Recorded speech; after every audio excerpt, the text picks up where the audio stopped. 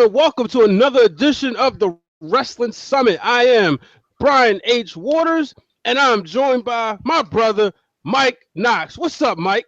What's going on, man? How you doing this weekend? Man, I'm good.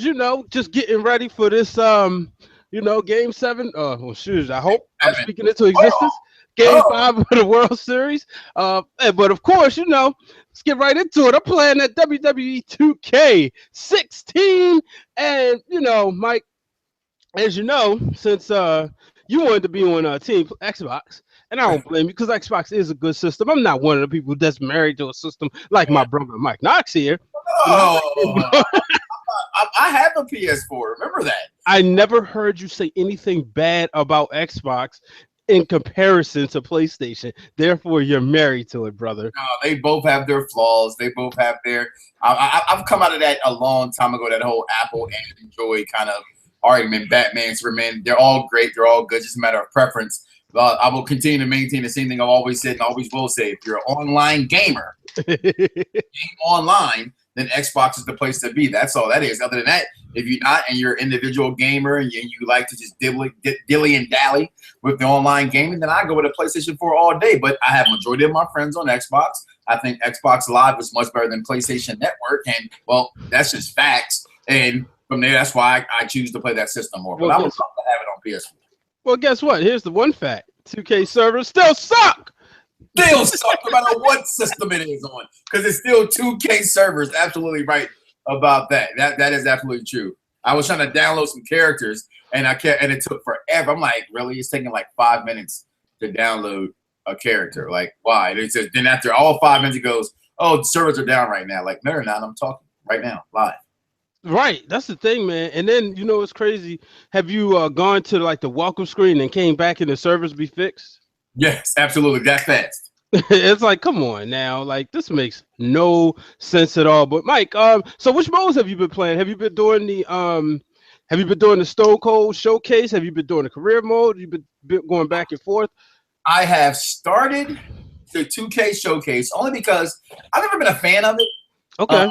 Not because of watching it unfold. To me, it's just it's a mode that's to me the last thing you do typically, because it's always going to be there. You've already known the storyline. Nothing different can happen from it. Mm-hmm. You know what I mean?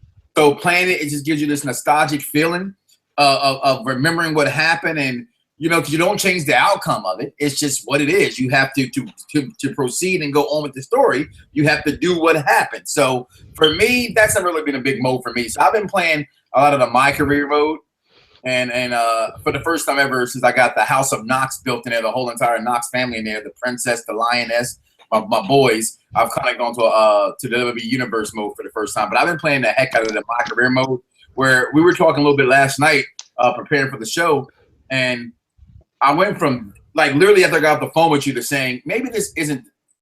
It's too much. If you play the UFC, it has these modes where I'm just wrestling and I'm doing nothing else because I'm winning. So I'm thinking, okay, so do I lose the NXT title right now? Because I've been on NXT. It's almost October, and I'm still on NXT, even though it's already come out and given me, spoiler alert, that I have the ability to go on every show. Triple H came out, he clapped on the stage. It told me I can be on Raw and all that kind of good stuff. I should have muted you. Or should have muted myself. You said spoiler alert. That's my fault. You said it. But I'm still on NXT after all this time. So what's the score over there of that game you're watching? Yeah, you see, as of, I'm looking back and forth. We are probably down to the very last play. It is the fourth quarter, 21 seconds, and 17 seconds. And to answer your question, 13-12, Seattle Seahawks. I tell you the truth, man. This would be 5 straight losses for the Dallas Cowboys. That is 12 seconds. 4th and 21. Matt Castle, I am saying this right now, does not have the arm to throw the ball the distance. He does not have the guts or the gonads. Dallas covered. Huh? Dallas covered. Of course, that's your first priority. But I tell you what I did do this week. I did go on fanpicks.com. All right. Where you can get your free promo code on foxsports1340am.com. And, I played some players. So free $25, folks. So if you out there, you're a sports fan, make sure you check that out. Go to Fox Sports 1340am.com. Make sure you go to Fan Picks. It's right there on the banner. Fan Picks. Get your free money, man. Make sure you put in the code. This code right there. Was it WHAP? Nope. Soul 25. Yeah, Soul 25. My bad. Hey, and Greg Hardy's fussing again. Folks, I know you saying this isn't a sports show. This is a wrestling show. But who isn't a football fan? Hold on. Before I get into 2K, because that's what your team is playing. That's because your team is playing, and you hope for victory. And I've already had the Saints go marching in, so I need them other birds out there to fly high, so that the Cowboys and the Giants can lose in one day, and the Eagles can stay where they are. Somebody, they knocked the ball away. That is it. The Dallas Cowboys have fell for the 5th consecutive week. How about that? This is not fair, ladies and gentlemen. It is not fair that the Dallas Cowboys and the Baltimore Ravens just are both 2-4 and 2-5, man. I tell you, what am I gonna do with NFL this year? But back on them full-fledged in the wrestling, folks. I'm full-fledged. Shout outs to the viewers out there listed. Thank you for your patience. Make sure you follow us at Wrestle Summit. But Mike, so I've been playing back and forth. I'll play the universe mode. I mean, I haven't touched the universe mode yet. I'll play the showcase mode, and then I'll go into the career mode. The thing I love about the career mode is you don't know what's happening unless you got Mike Knox telling the whole world what's going to happen. But nonetheless, I like to be the heel, which, people say, how you be a heel? You're such a face. But, I like to be the heel. It's just cool. And plus, everybody knows who's my favorite diva in wrestling is. So she has to be my manager. And that's the only way that can happen is if I'm a heel. So, but nonetheless, I've been playing and I've been beefing with Kevin Owens. And, this is the thing that bugs me. Superstars. I go for the count. 1, 2. Hey, kicked out.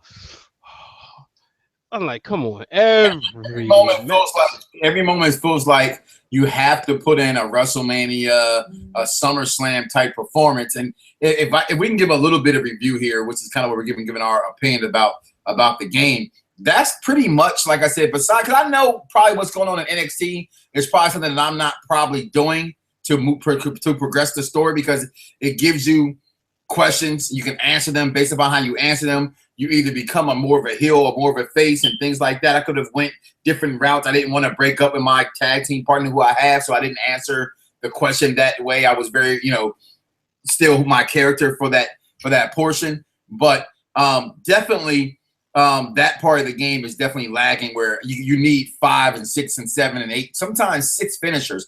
Then I realized, even somebody said, well, maybe it depends on the finisher that you have.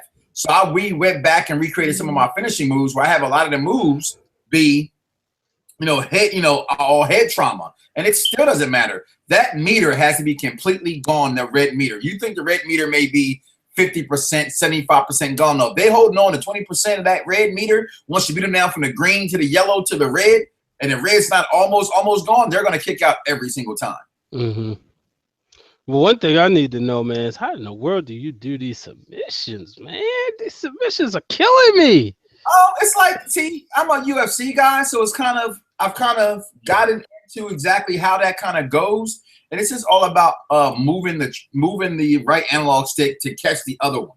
That's why it gives you that boost to hit the left trigger, to hit the boost, and just stay. And as long as you stay within their circle of your circle, it'll get them. And then all of a sudden, a blink will pop up, something like a blip or whatever, will pop up on the screen, and that's go touch that to make them tap out or the opponent to get out of it. It is kind of trying, but I don't think no matter what they do between wrestling games and UFC games, you will ever make a submission. Portion of a game accurate, because you're going to have a button matching game or you're going to have an analog game, and neither one of them actually seem to work properly. So for me, hey, you know what? I'm not a submission specialist, so I'm cool, and I'd rather play this way than have somebody who's a button masher beat me because they can push buttons faster than I can. All right, so I'm glad you brought that up, because so now it's more of an analog thing, right? So I go online early this morning, because when you get an hour back, for those who didn't set your clocks, maybe you had too much fun on Halloween last night, make sure you set your clocks back so you don't be late for work tomorrow. The thing I did that's a weak excuse if somebody misses work. That's why they make it on Saturdays and not Sundays for that. That's actually the reason why they do that. Yeah. But the thing is, what I did, I got that extra hour, so of course I didn't sleep. That was an extra hour of 2K. So I'm playing, and I'm going online a little bit. And the thing is, man, it's just like it's so annoying when you got people who can just somehow figure like time and reverses properly. And I thought that this game was supposed to slow that down by limiting your number of reverses, but it really doesn't. What happens is, you just because you accumulate them, so you might not be able to do it like this, but if you hit your reverse 3 times, give a couple body slams, hit another reverse, hit a few body slams, you get it right back.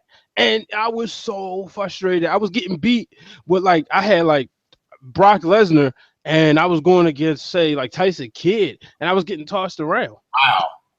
Yeah, because the person is just like, as soon as I breathe, they was on top of me. Pow, pow, suplex, body slam, suplex. I had Cena. Everybody knows John. What have you grown to? What's your rank? I'm a mid carder. Oh, see, I'm the one before. I'm rookie. Okay, I'm a mid carder, level 13.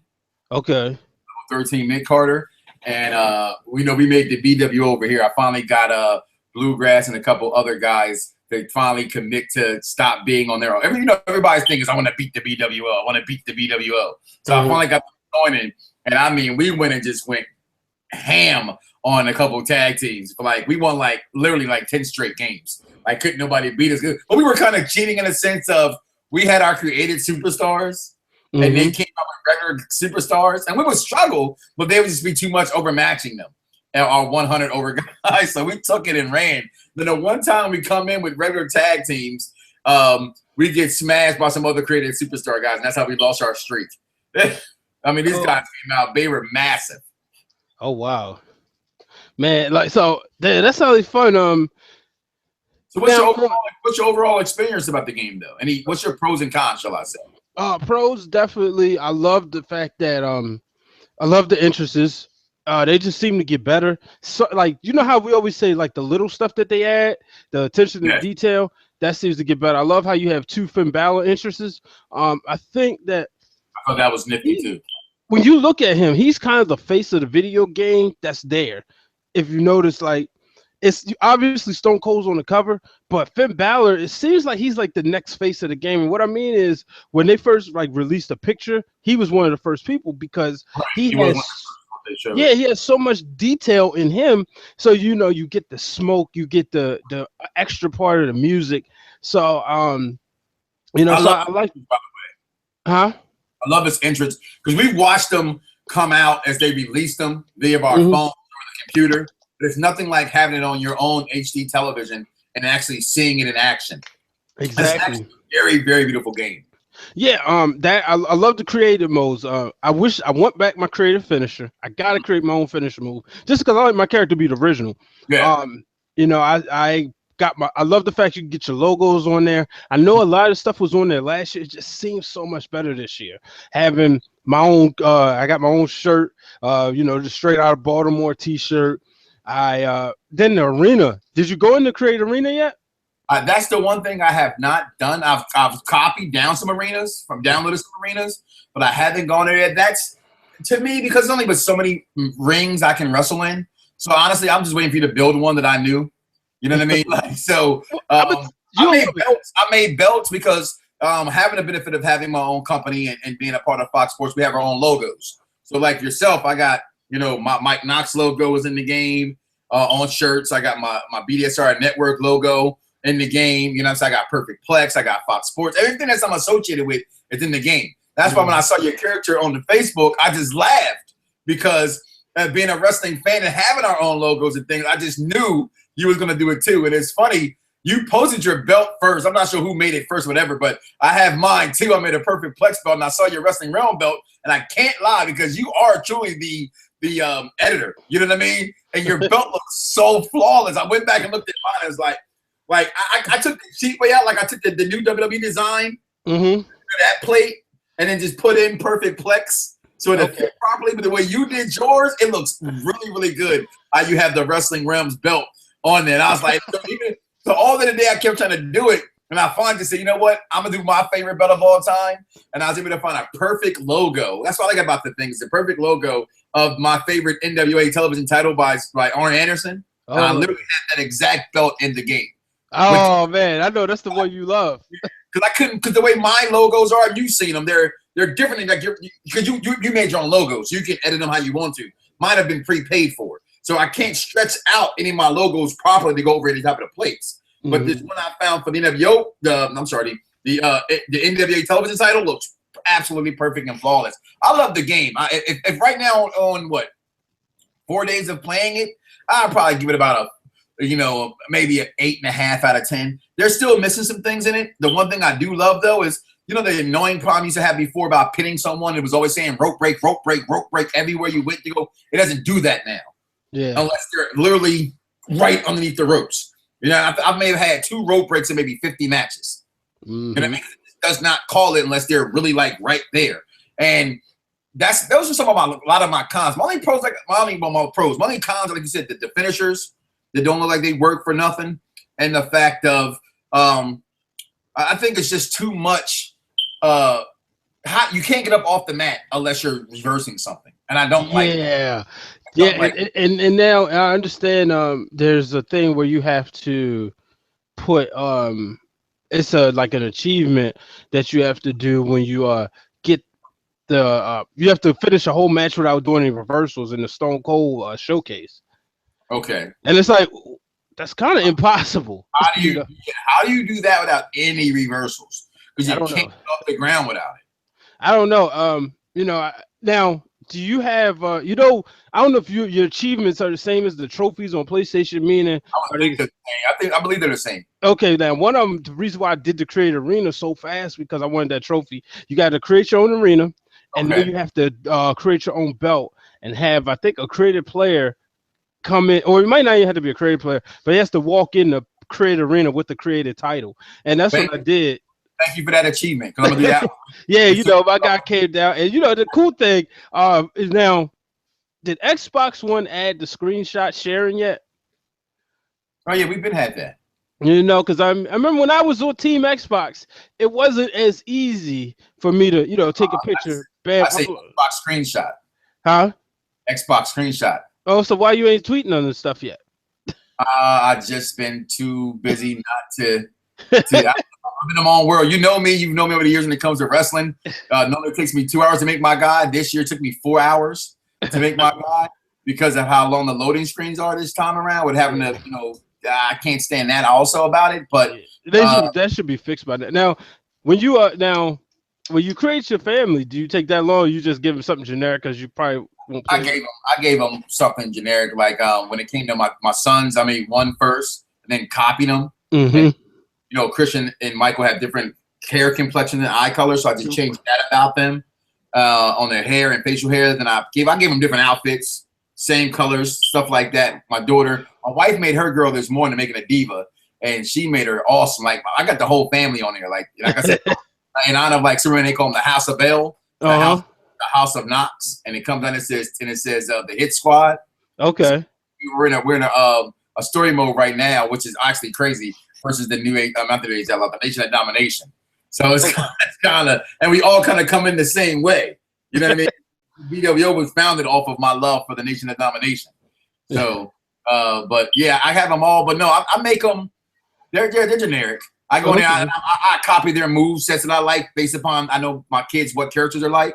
So like with Christian, I copied a lot of Finn Balor's moves and then gave him his own special finishers. With Michael, I copied Sami Zayn's move, gave him different finishers. Man, that's Sami Zayn. I was wrestling him, and he caught me in a submission. I'm dominating the whole match, but I had I ain't gonna say dominating to the point where I was still flawless, but he hit me with the submission, and I was like on like the second to last level, and he beat me. Second to last level of stamina, and he beat me. How do you like the pins? Because I love the pins this year. Yeah, it took me a while. It took me like probably about 10 matches to be able to start to actually kick out flawlessly, but I love it better because there's times where I really shouldn't have kicked out and I did kick out, so. Okay. Well, I know I love it because the only thing about that I don't like is that they pause so hard on that 3 count to come across. That one gets me every single time. But That's the Earl Hebner count. yeah, you're right. It's not the Earl. I said the Earl Hebner count, ladies and gentlemen. It's a little inside joke. You know, everybody knows Glenn is good family members with him, good friends, and he always gets to him. He's like, Brian, leave Earl alone. Leave Earl alone, man. We can't even hear him right now. So he's getting himself acclimated, ladies and gentlemen. The call to get ready. But it's all love. It's nothing, you know. Obviously, it's all love. We talking WWE 2K16. You guys out there, I know you got the game. Tweet us, tell us about it. Tweet us at Wrestle_Summit, as you can see right there. You know, everybody's playing it. It's fun. I played online with a couple of my friends that I'm in PlayStation Group Me with, and you know what? I find a lot of times these games are more fun when you're playing with your friends. I hate that because I will give you that. I'm sorry to cut you off. The majority of the people that I'm online with in groups have a PlayStation 4. And so that's the one. It's no other game do I regret having a an Xbox the majority of my games on, except for wrestling games. Because that's where the majority you're going to get PlayStation 4 guys at. There's a few. You know what I mean? But they're all overseas. Yeah. I know. So that time differential is not the same. But I bet you're having fun with that. Well, see, the thing is, when you play strangers online, obviously we all want to win. But they kind of take the fun factor. Like I was saying, you can barely get a move in. You know, it's just kick, punch, slam. And it's and with gaming, we don't know who got what codes and who don't. You know what I mean? So that's the thing. It's not as fun as when you play with your friends, you know, having a triple threat match. I am excited about seeing this team up mode. I think I'm going to tackle a little bit of that tonight. It's awesome. We've done it. And now, can you increase your ranking off of that alone? Well, yeah, because it's still an online game. Cool. You're still taking your guys, you guys as a team, randomly against somebody else randomly. And what we've also done, you've all been gamers and came to Madden and stuff, we've done the 1, 2, 3 and hooked up in ranked matches as opposed to doing a private match where you get nothing from it. So I'm like, you know, all right, you're going in, okay, on 3, press search. 1, 2, 3, search, and then, you know, after that long pause. Yo. Yes, we can hear you now, sir. What's up? Hey.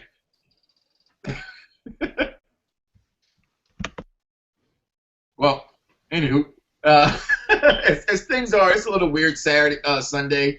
As Hallows Eve, for those who celebrate that, was yesterday, and football today, and it is church. So we know Amber will not be able to make us. Nephew Corey's gone at a soccer match this evening, his first ever soccer match, and as always, Champ Creed is somewhere on location and parts unknown. But again, looking at this game, it's not much I do not like about this game at all, Brian. I am a big fan of it, and I will continue to play it like I've played it thus far all week long, to be honest with you. Hey man, it's the hotness. Bottom line, it is the hotness. And you know, we talk about the game, and one of the things we touched on, and now we got Glenn here, because I want to know what his thoughts is. Mike, we asked the question: has the finishing move has the value been devalued? Have finishing moves lost its value? And we got a couple tweets here. The B-boy guy at at 6_DA_B-boy. He said, yes, instead of enjoying finishers, everything has to be over the top to please people. Also, I have another tweet from Randy G4 who says, absolutely, he hates that every match at a pay-per-view has multiple finisher kick-out. It's just stupid. It takes away from the effect. And Mike, this is the thing. I'm gonna say this. I'm gonna let you jump in there. Back when you kicked out of a finishing move, that meant to me what I always accepted is that meant that wrestler respected you enough to let you kick out of their finisher.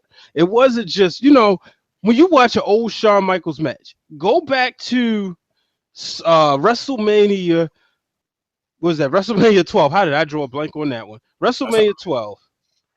The Iron Man match, 60 minutes. Not once did Shawn Michaels connect with the sweet chin music, the Bret the Hitman Hart, and now once the Bret used the sharpshooter, and actually connect the sharpshooter until the very end.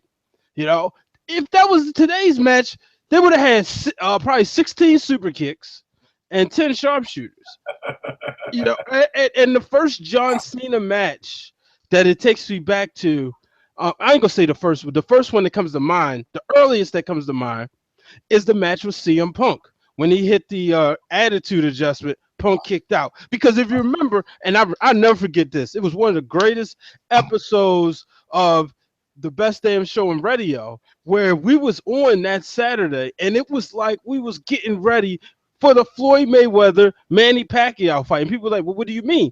Well, on that show, we were all hyped. Everybody was locked in, waiting to talk about Cena versus CM Punk.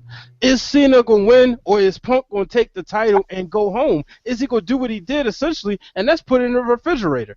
The thing about that match was, the story was John Cena's career was on the line. CM Punk was leaving afterwards, and he was trying to take the belt with him. So of course the multiple finishers were necessary. But now I look at it and I say, man, has the move lost its value? Because these multiple finishers on Raw, you know, it's like I said, it's to translate to the video game, because you can have an NXT match and you got to hit 2 or 3 finishers, Mike. We, the people, asked for it. And at some point, WWE powers that be heard it, and now I think it's too late. There was a point in wrestling where wrestling fans could not enjoy and could not get with matches if they wasn't this way. This, to me, stems from the rivalries that began at WrestleMania between The Undertaker and Shawn Michaels. Go back to WrestleMania, 25? I might be wrong about the number. You know, I'm not. But, you know, the very first time they fought at WrestleMania.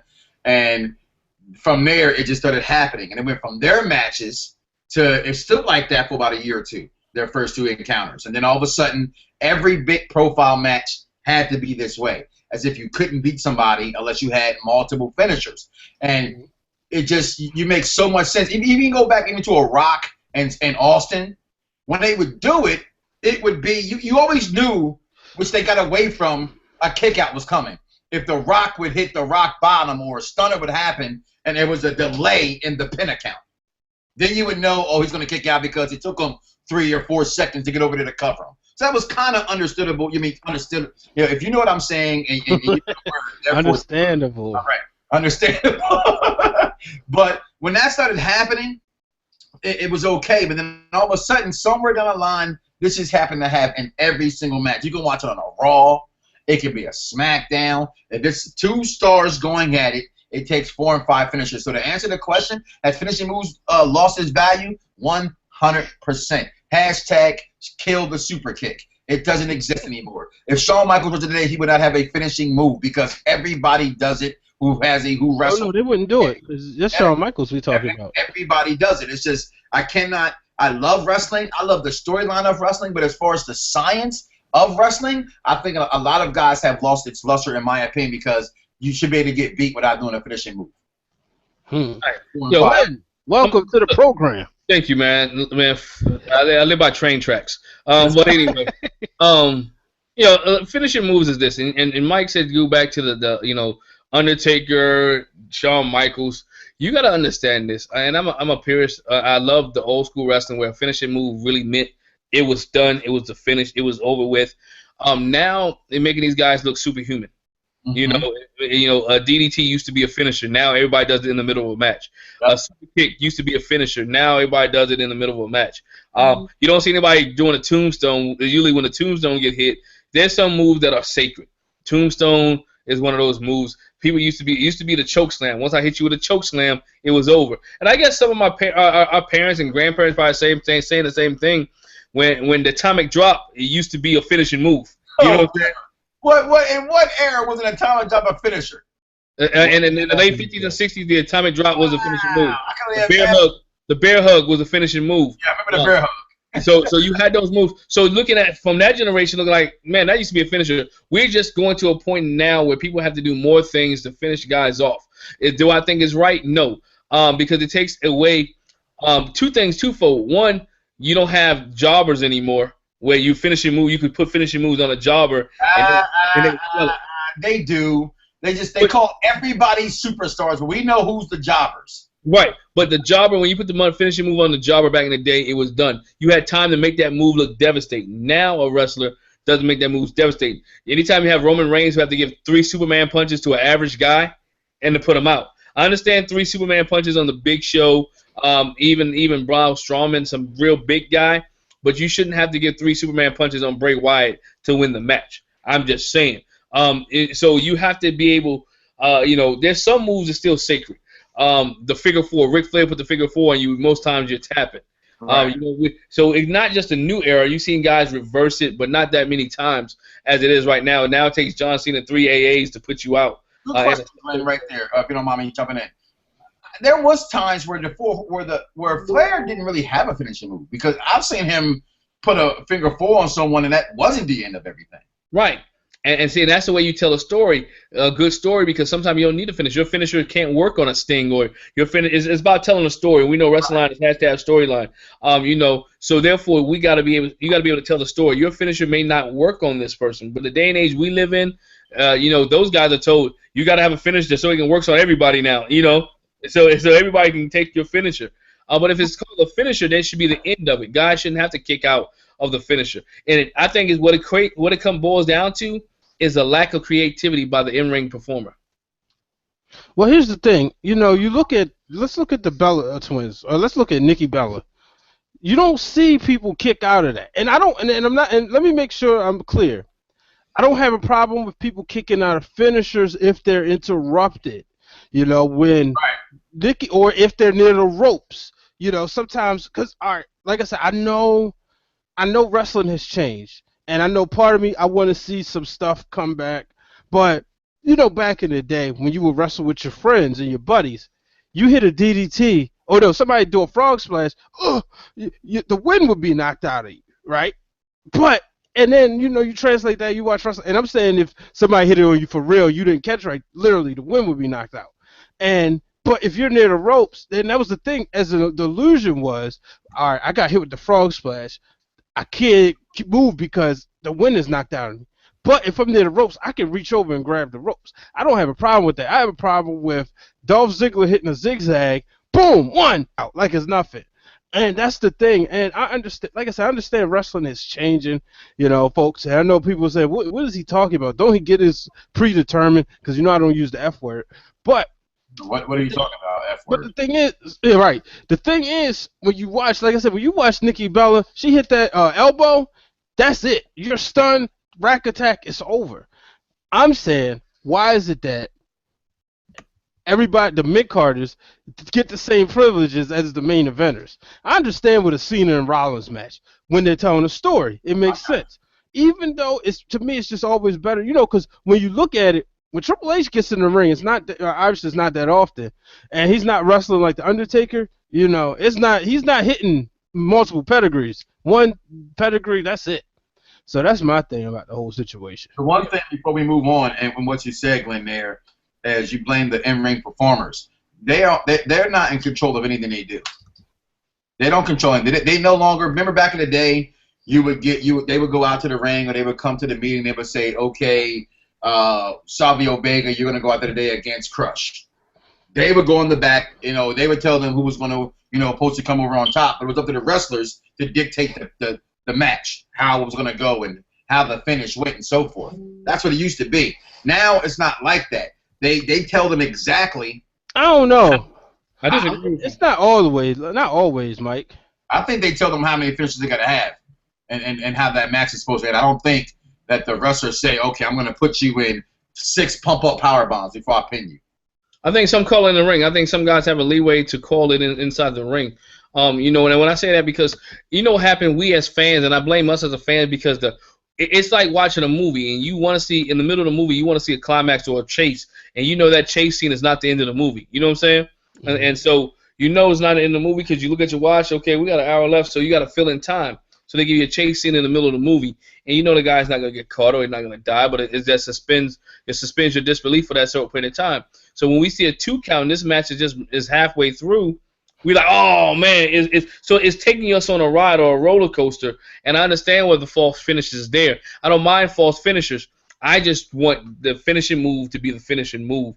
Because think about it. When you was growing up, when you saw somebody when Hulk Hogan hit the leg drop, you knew it was over, right?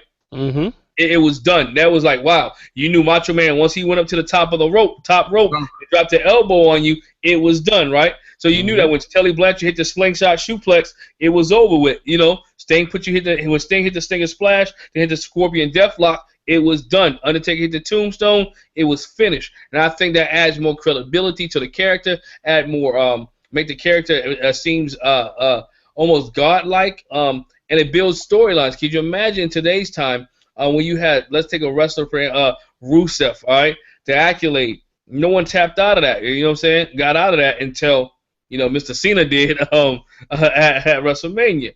But it made that move seem so tremendous. Now he's on a losing streak. So it's like some moves are sacred.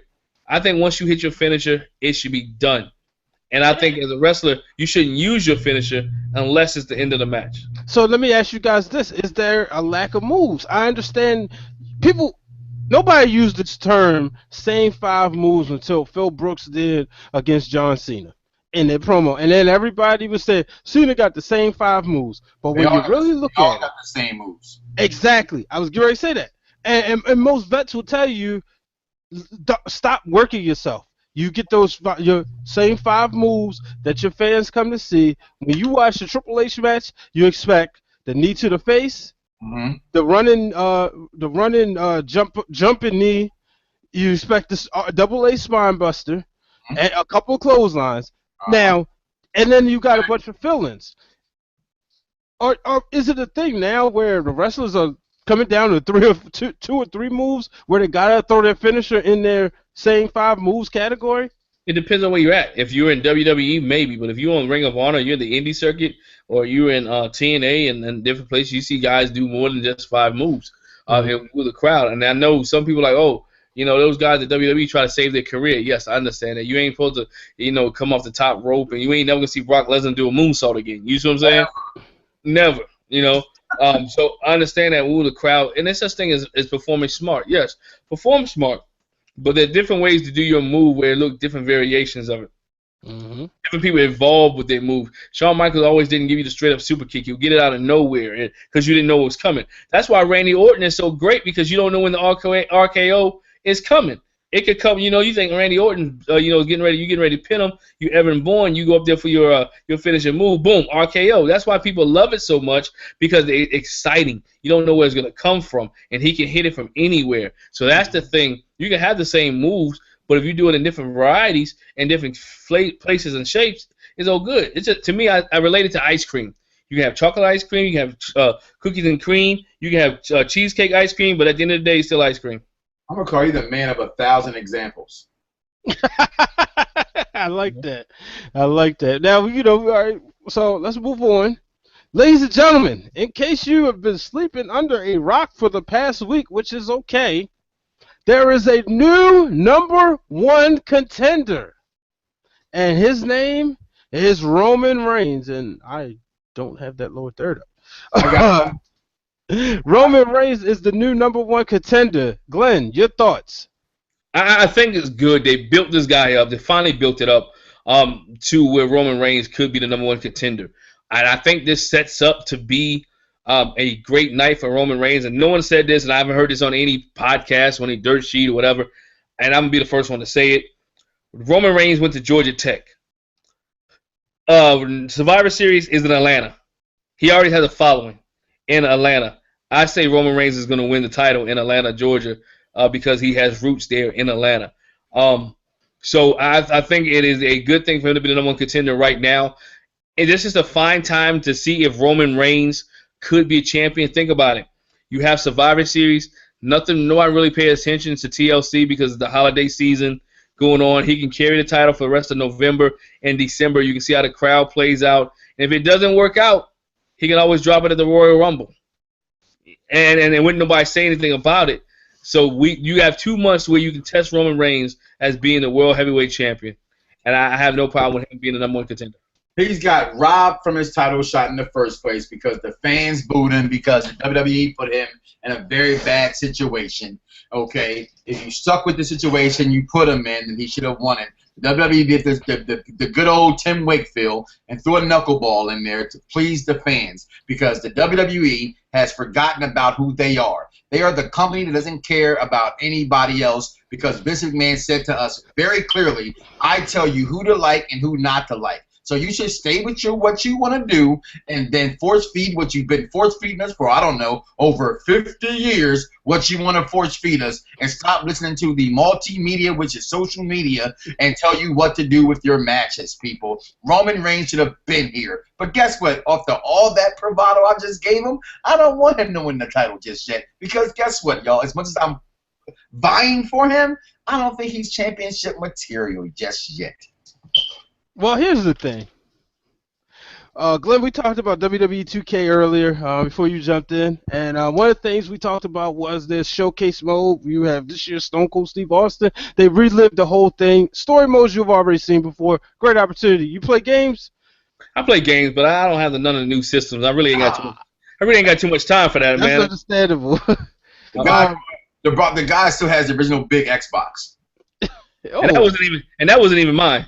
Yeah, I don't have a new game system. My son is begging me for one, but I do play games every once in a while when I have a moment. If I'm at somebody else's house, I like the graphics and stuff. But far as sit down and play hours worth of games, I don't have time, man. Well, I envy you guys.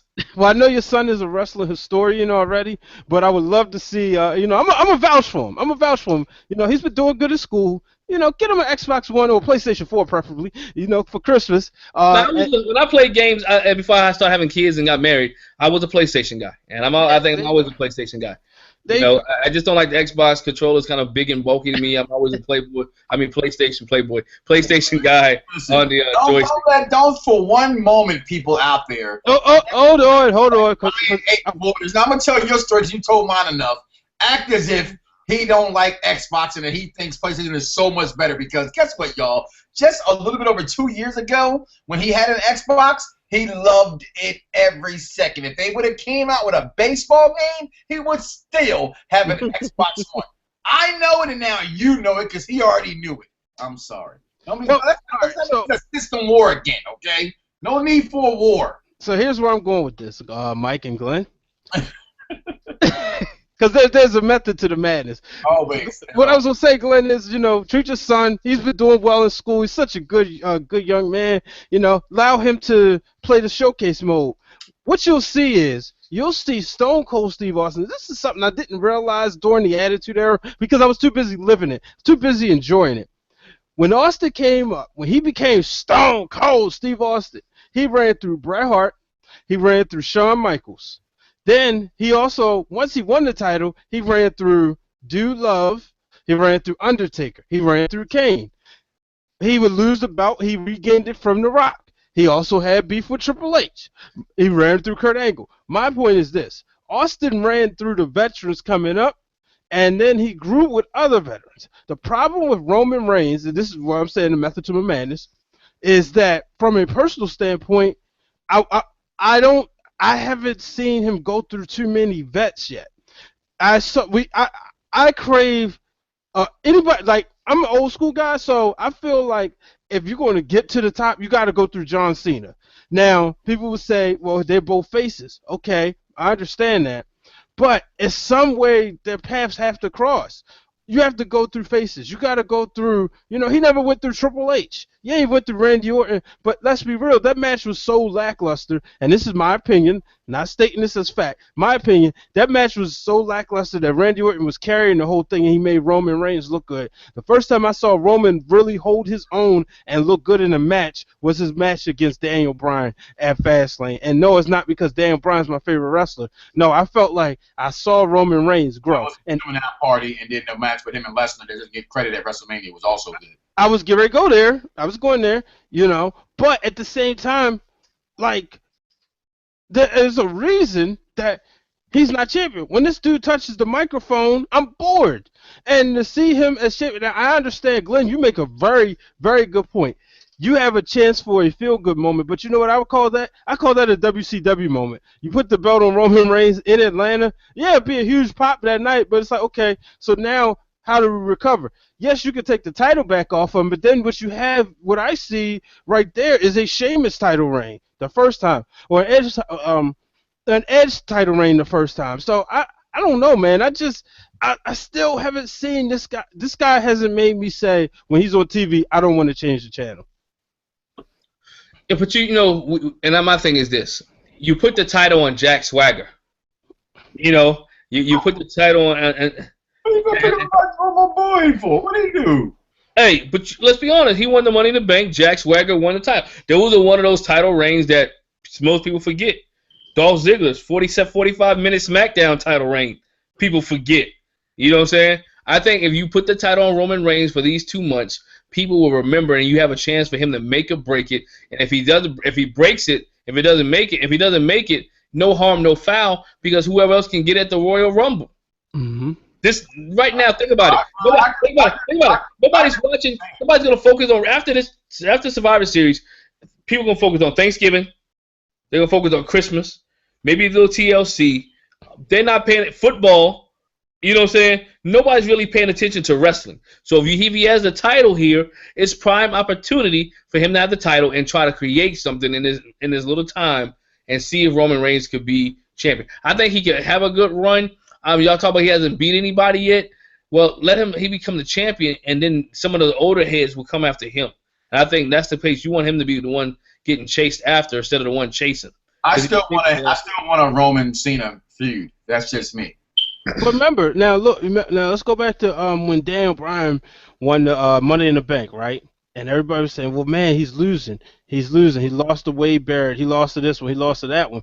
But the thing was, it allowed him to have opponents when he came back. Like, it was justified. The thing about Roman Reigns, now, this is supposed to be the guy. Like, you want him to be the man, the next big thing, no pun intended, in wrestling. Do you really want to risk that? And you really want to risk him failing?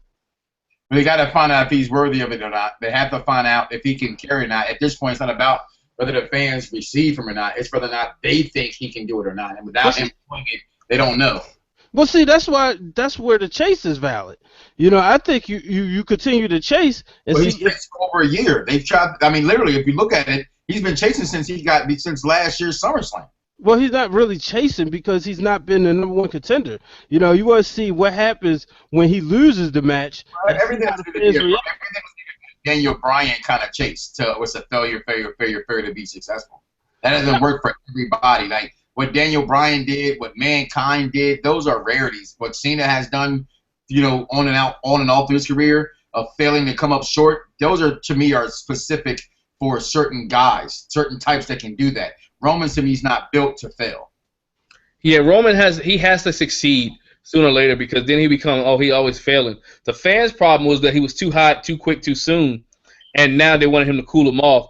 They cooled him off, and now they got to reheat him back up. Unlike my girl Sasha Banks, they have to take her off of TV to cool her off because the crowd is calling her name. I mean, let's be honest. She is the hottest. She's the female Daniel Bryan because she's over. They want Sasha Banks. Now, if Roman Reigns had that type of crowd appeal, and he was that much over, dude, he would already have the strap. He would have the strap, and the rocket be hooked to his back, and he'd be gone. But here's the thing, though. When you put him in the ring with a guy like Kevin Owens, he's going to get embarrassed on the microphone. You can't have your face being embarrassed like that. That's my whole thing. You say that, though, but Kevin Owens is going to embarrass a bunch of them on the microphone. But, Cena went toe-to-toe with him now. And I know it's John Cena. I understand that. But I don't think it was as bad as people think. That's just me, and that's not me being a fan of Roman Reigns. It's to me, knowing his character, he doesn't have to go face-to-face. What he did with Bray Wyatt was perfect.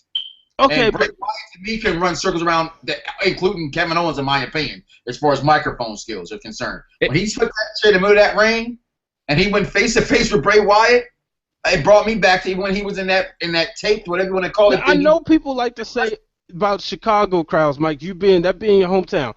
People always try to say they are trolls, just natural born trolls, right?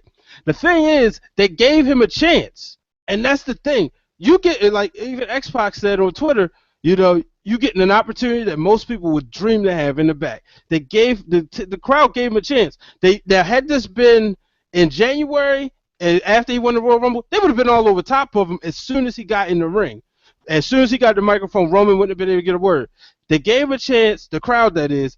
He talked, and next thing you know, they started going to sleep. And that's when the boring chance, no, this ain't boring, this is real. And I want the guy to succeed. You know, I think he got a good look. I think he does have the potential to be the face of the company, but just this, it's like, come on now. Like, to me, he doesn't scream, like he doesn't, he just don't have a full package just yet. To me, it's just a matter of what you want. What do you as a fan expect from a champion, and what you expect from as a fan for someone to say?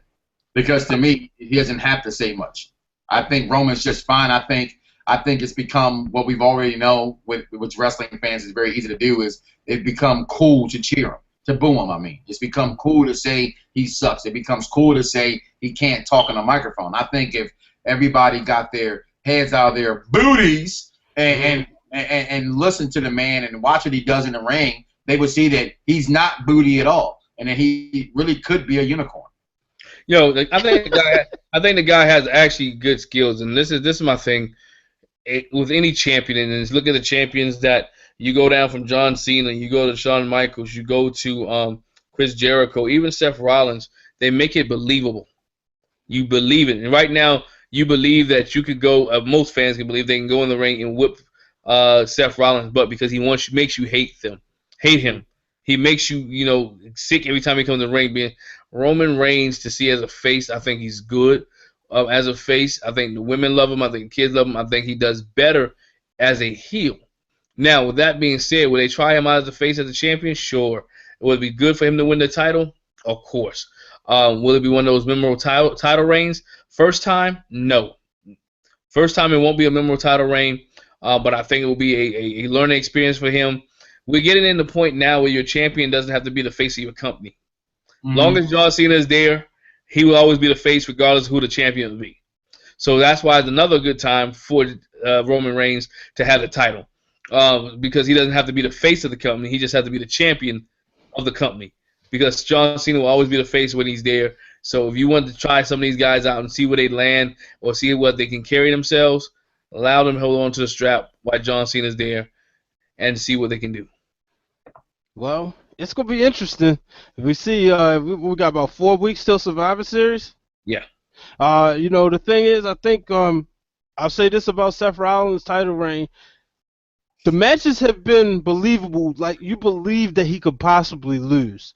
You believe that, hey, you know what? Rollins could lose the belt at SummerSlam to Cena, because who would be better for Cena to be who would be better to be a WWE champion other than Rollins? It would be John Cena. You believe that Rollins could have lost to Lesnar, obviously, at Vengeance? Night of Champions? Vengeance. Night of Champions, it was believable. Excuse me, that was Battleground or Payback, one of the pay-per-views. Battleground. That's Battleground. Yeah. So you believe that he could lose those matches. This is another one. You believe that he could lose to Roman Reigns. It makes a lot of sense. The two came up in Survivor Series. They're going to, Roman made his debut at Survivor Series. Undertaker made his debut at Survivor Series. Undertaker was a year later. Roman will be 3 years later. He could be your new WWE champion. We'll see. But let's move on. Now, we know we got a 30 for 30 coming up. And for those who do not know, the Four Letter produces a 30 for 30. It's a documentary special, usually dedicated to athletes or situations. They had a E60 on Scott Hall where there was a quick bit, just about about a half hour. No, actually about 15-20 minute special just on the life of Scott Hall. Now they get ready to do one on the Nature Boy, perhaps one of the greatest wrestlers to ever lace a pair of boots. Ric Flair, easily top 5 if you love wrestling. Ever you at least loved or hated this guy. Very few people felt either way about him. Mike, your thoughts on the 30 for 30 on the Nature Boy, Ric Flair? Woo! I don't think I've ever seen a bad 30 for 30 from them at all.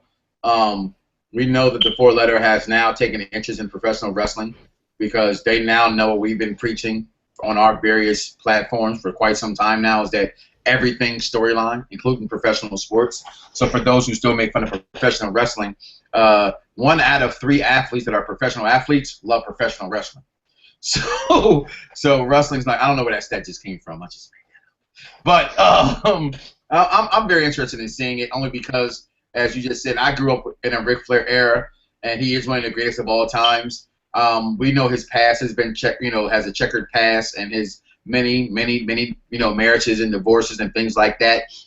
Ric Flair is one of the true people you see on screen. Is who really Ric Flair really is. He is a limousine riding, kids stealing, willing and dealing son of a gun. That's just who he is. He lives that life to the fullest on in and out of the squared circle. So to see this on the 30 for 30, I'm gonna love to see the spin they put on it, and probably it's not often you can tell wrestling fans something that we don't know.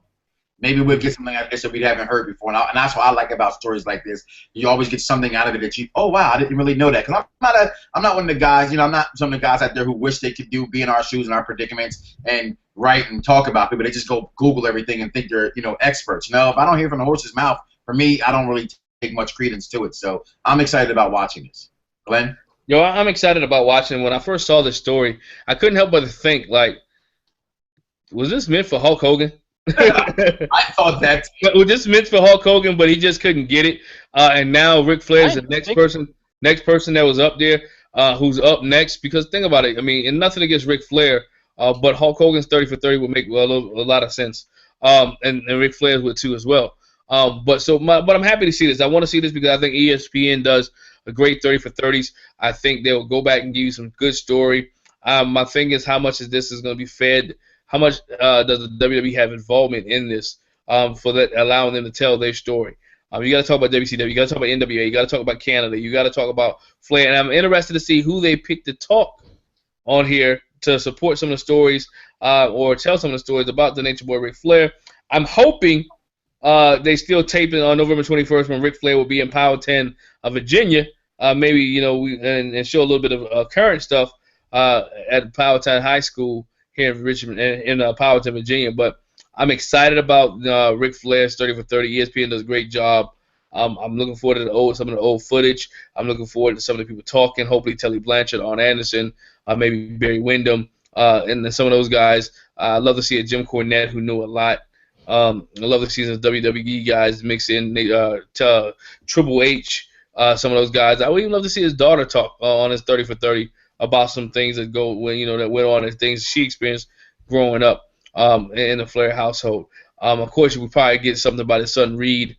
I'd like to see if David Flair will come out of hiding and say something about his dad as well. I just hope it's truthful and it tells a great story. But I think it will. I'm excited. Like I said, I love the Nature Boy Ric Flair. Couldn't stand him when I was younger because I loved all the faces. And Flair was so sneaky. Reminds me, like I said last week, Paige, because she was very actually I don't think I did say this last week because it didn't happen yet. I said it on Fox Soul and Sports, which you can find where, Mike? Each and every single day, Monday through Friday on Fox Sports Radio 1340 WHAP. Oh, well, or online at TuneIn app, wherever apps are sold, or online at Fox Sports Radio 1340am.com. Yeah, so, I said Paige reminded me and what she pulled a Ric Flair on Ric Flair's daughter, and that's what Ric Flair used to do to Sting and all the other guys. And so I'm excited to see this. But speaking of Paige, she's been called out, guys. Madusa called her out on Instagram. It was very lengthy post, but pretty much, she said she didn't like the way she been hearing about what she's been doing in the back, and she don't like it, and she never lost the belt, and she would challenge her. Guys, is this a work? Is this legit? Is this a shoot? What? It's both. It's Madusa's way of trying to get a paycheck, which I'm never wrong. I will never fault anybody for trying to get paid. But the things that Paige has been doing in the back, including this past weekend of her Halloween pictures of kissing some girl. Oh. That's on Instagram as well and on Facebook. This is what you're not supposed to do. The WWE, for what it's worth, it's corporate America.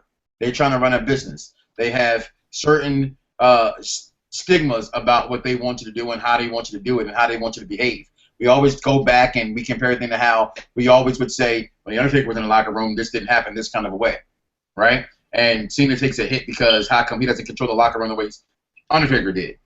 The locker rooms back there are a mess. There's no leaders. when your leaders are the Bella twins, who has come and gone, know what they want to do for money and personal gain and things like that, then right now to me, it's just not – the wrestling business isn't what it used to be, where it was a careful thing. It was a close-knit organization, and that's just the WWE we're talking about. So I'm quite sure Ring of Honor is close-knit. I'm quite sure the exclusive circle in TNA and Global Force and New Japan are that way. It's just the WWE we're referring to, and the things she's doing backstage and the things she's doing via social media are just are inexplicable in my opinion. Like, I mean, when I first saw it, I said, well, you know what, Paige? I've always thought you may have been a homosexual anyway. So now that I see certain pictures coming out and you're dating people, I always wondered, was you dating people because you want to play an image of being heterosexual, or you really are that way?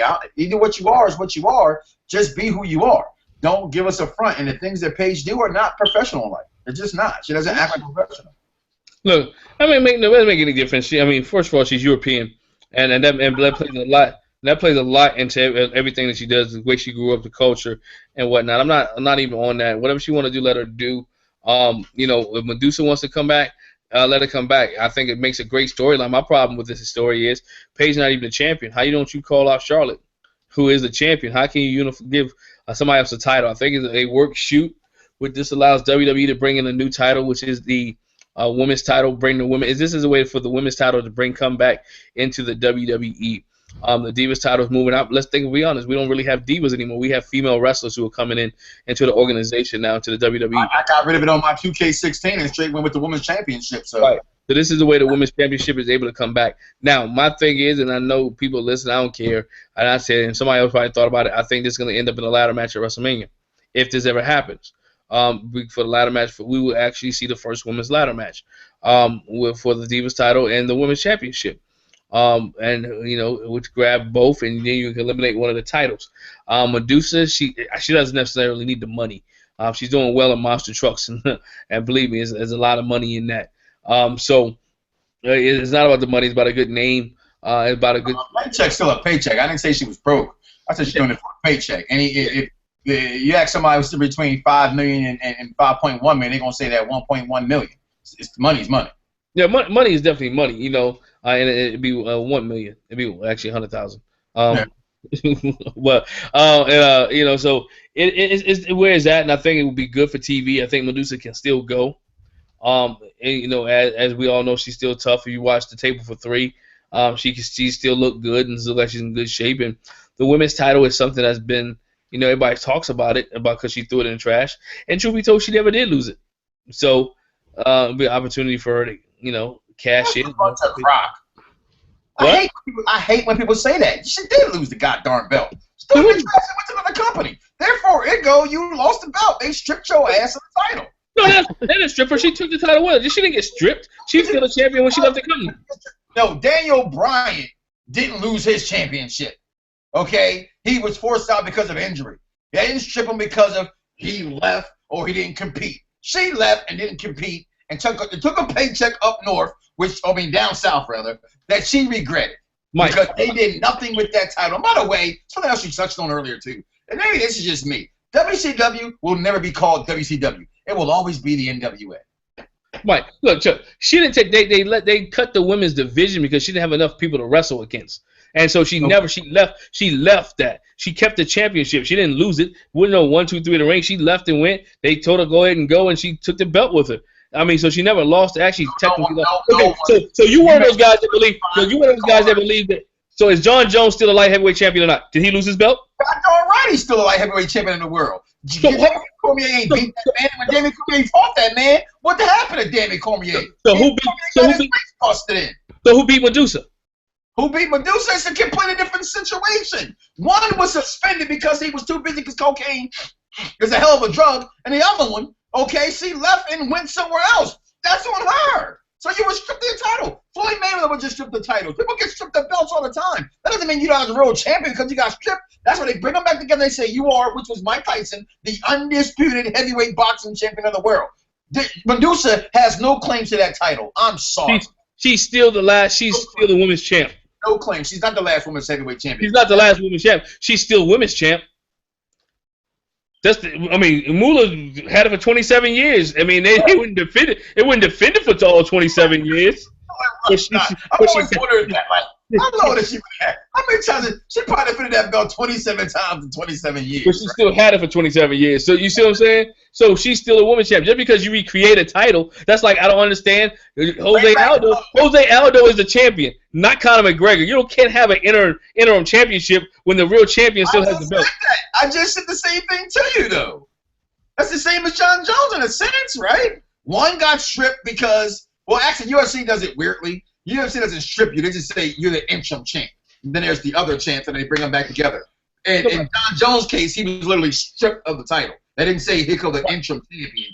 They took the belt from him. He was fired. Madusa was a strip, and she was women's champ. And instead of she wouldn't sign her contract, and they said bye. Therefore, ergo, she said bye because there was no other women for her to wrestle. They got rid of the title. The title doesn't exist no more. So that's not. She's not the champion still. Look at Brian just sitting there like, oh my god. Bottom line is, folks. This is what I want to know. What is Paige doing? I don't subscribe to everything, so maybe I missed something. What is Paige doing backstage to be called out? Well, they said she. Well, again, and I know we mentioned this before. I know Glenn always. She's young and she is European. So you go back to the Total Divas episode when she was with Nikki Bell and I had to look at like, okay, she's young. She's not like those girls. I think Paige is 22 now. Yes. You know what I mean? So she's very young, so she does young things. You know what I mean? So she may goof around too much or don't want to conform like we saw her at the Hall of Fame ceremony with you know what I mean? With the and stuff like that. She does things that the company. If Glenn tells me, Mike, I need you to be at the Washington Wizards game next Friday, and I go, well, Glenn, I'm not going to the Washington Wizards game. I'm going to keep going down the road. And I'm going to go to watch the Baltimore Ravens play on football that day. I'm in trouble. I had a job to do. He told me to go one place. That's what she does. They tell her to do one thing. She does what she wants to do because she thinks she's expendable, but she's not. There's those women down there are coming every day. And again, I'm not saying it because I'm not the biggest Paige fan. I don't see the hype about her. The prettiest I've ever seen Paige was the 2K when it loads. I'm like, oh, okay. Whatever skin punch they got on her then, she's attractive. Other than that, I don't think she's that great in the ring. I don't think she's that good on the microphone. I think if she disappeared right now, I miss AJ more than I miss her any day, and AJ's not there. Paige to me has done nothing. That's just me. Say what you want to say. I'm not a Paige fan. I think she's bland to me. But you gotta look at it too. She's been wrestling for a long time. And you get to the point you get bored. She's been doing this all her life. I've never seen her do WWE, so I can't say that. I haven't seen she came to WWE. What she does in that ring, I can name 4 girls in NXT, including girls on the roster right now, including Sasha Banks, including Becky Lynch, including our girl Naomi, who are better in the ring than me than Paige is. Of course, she may have to step her game up, but she's different, and that's the thing with WWE likes it. Of course, she makes mistakes. Because she has male complexion? She has a lip piercing? Well, I mean, what makes her any different than Ashley Marino? She ain't do Playboy. Okay. All right, gentlemen.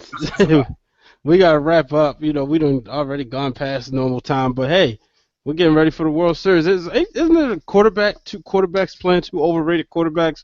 One actually used to be a huge fan of and one I can't stand playing tonight. Yeah, but I want Aaron Rodgers to do well because I need that in my fantasy league, so I can't. Hey, it don't matter. Ain't nobody gonna do what my man Drew Brees did today. Actually, you know why I do like Aaron Rodgers? Because when I went to fan picks on Fox, what's the website? It's fanpicks.com. Promo code SOUL SOUL 25. Yeah, I chose Aaron Rodgers as my quarterback. Hey, I got my money thanks to Fox Sports. Shoot, I'm tongue tired. It's been a long day, folks. Thanks to Solar Sports. Make sure you get yours too. Final thoughts, gentlemen. Yo, my final thought is this: enjoy professional wrestling. I love it. Care about it each and every week. Love seeing it. SmackDown, if you don't watch it, is a pretty good show. Still gets 2 million viewers each and every week. SmackDown is still good. Those who play video games enjoy life. Life does imitate art, so it's good there. Enjoy life. And one of those guys that Roman Reigns should be a #1 contender at this point. He does. I think that he has a following. Depends on what part of the country he's in. He was in West Coast last week, and you didn't hear too many boos. Come over to the East Coast, you may hear boos, and that was everybody. I think we focus too much as wrestling fans on the boos and cheers. I would worry if he didn't get a reaction at all. He's getting a reaction. So because he's getting a reaction, you embrace that. If it means he turns heel, it's good. If it means he turns face, that's also good. You just don't want to go in there be like Zack Ryder and hear crickets. You know what I'm saying? You don't want to hear crickets when you go to the ring. But hey, wrestling fans, continue to watch Wrestling Summit. Continue to enjoy the knowledge that we break to you. And we don't always agree, but we do agree on one thing: we all love wrestling. That's the beauty of it, Mike. That is the beauty. Same as Glenn. Glenn really put it in perspective there, and what I could say is just I love wrestling. That's why we talk about it. We all have our own opinions. I would hope you guys can respect my opinion. Ray, I would respect you guys, not just my brothers here on the panel, but our fans out there who listen in. Thank you guys for following and subscribing at Wrestle_Summit on Twitter, and just Google us. And we're trying to do things different in the wrestling business. And everybody has a talk show, but everybody I don't think put passion in it. They always got an agenda. They're trying to either be what one stigma of wrestling fans is trying to be. We're just trying to be us. So we thank you for tuning in. And on a personal level, I just want to say thank you to my program director, Glenn, while he's here. This is nothing to boast or anything. He's given me the opportunity to live my dream, and I live my dream. I've never thought in a million years I would be broadcasting high school football games and college football games and basketball games and bigger and better things. And every day he's working hard to make Fox Sports Radio 1340 AM a success. And I just want to say thank you, Glenn, for being what you are and believing in me enough to give me a chance. And I know I can be a hard nut to crack sometime, but I thank you. So everybody who if you love wrestling, if you love sports, tune in, guys. I got something for you every single day, Monday through Friday, 5 to 7. I don't care if you're in iTunes, Stitcher, tune in that. If you got a social media platform, you can follow us. If not, just go to foxsports1340am.com, Monday through Friday, 5 to 7. We're trying to take over, y'all. Brian? That's a lot. It's a lot to have. Be doing that every day, I have to say. Shout out to you guys on that. 5 to 7, but it's good sports content, some good sports conversations, some other guys who don't appear on the Wrestling Summit, but they do love wrestling, and you want to hear their opinion, make sure you tune in. My final thoughts this week, I'm excited. Believe it or not, yes, I'm critical of Roman Reigns, but the thing is, the reason why I'm critical because I love professional wrestling, and everybody that steps foot through that square circle, I want to see do well unless they're a bad person in real life.